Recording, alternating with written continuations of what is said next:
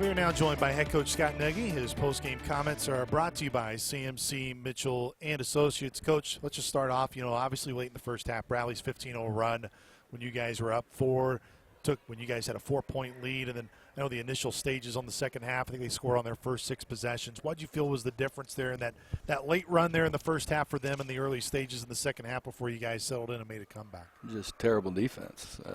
I don't know. I guess there's not a whole lot to say about it. It's just bad defense. We just didn't follow the game plan. We didn't, Duke Dean got 8 threes in the first half off. And I very rarely do I write things on the board just about other players, because we go over and over and over it. But one of the things I wrote on the board is no threes. Make him play. He shoots just as good a field goal percentage inside the 2, which is about 34%, as he does outside of it. So he shouldn't get – he gets 8 of them off.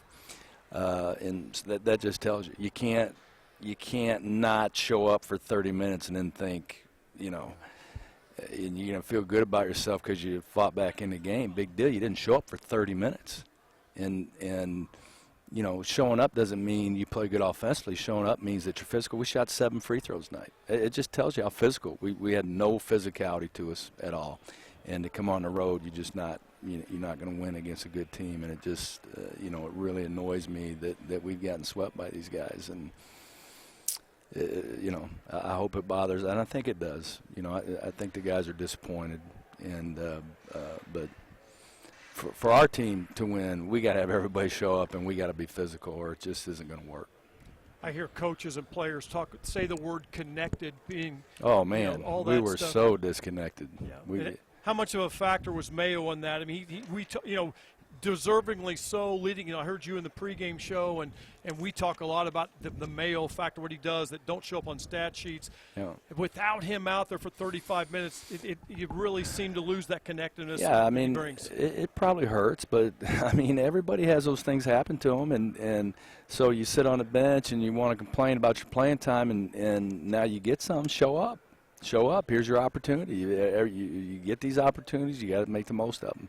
But if you've been moping around and all of a sudden, oh my goodness, somebody got hurt and now I'm going to get to play, well, it's a little too late. You got to make sure you're ready when your number's called. But I really thought the guys off the bench did a pretty good job. I thought Jorge played pretty well. I thought Davion gave us good minutes. I thought the last 10 minutes, Sharp really gave us some good minutes. But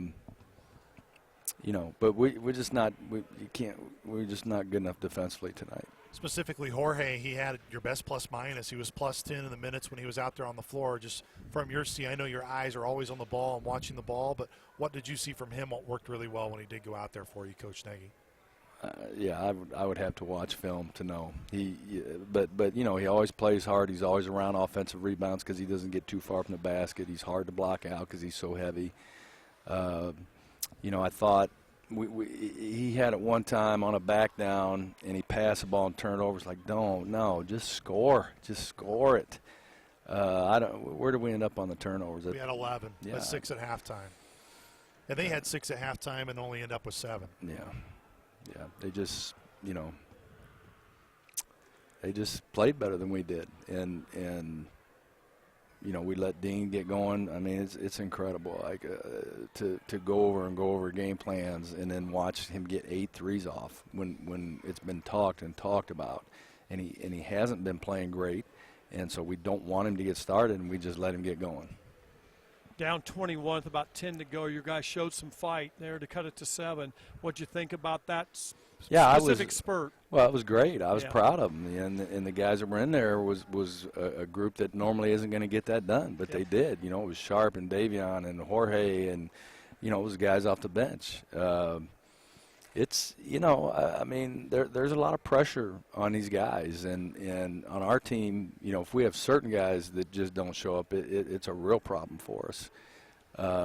And I just wondered, are they tired? Are they like Ollie didn't look tired? Ollie, I mean, he was aggressive and downhill all night. But it's to shoot 7 free throws really tells me a lot in terms of just how physical we were. Coach, can you really describe, I mean, one of the guys that we have talked about in terms of improvement this year, and specifically with Drew Steffi, maybe early this year he was kind of primarily his shot would be out on the perimeter, but we saw today had a really nice drive to the rim, really used his length to get to the basket and score. Have you seen his ability to really improve in terms of driving to the basket and not just being a spot-up three-point shooter? Yeah, and he doesn't want to be that. He doesn't. But I keep after him about cutting, because anytime anybody puts a ball on the floor, he wants to float to get a jumper. And, I mean, his guy's in there, and if he would back cut his guy, the next guy would get open.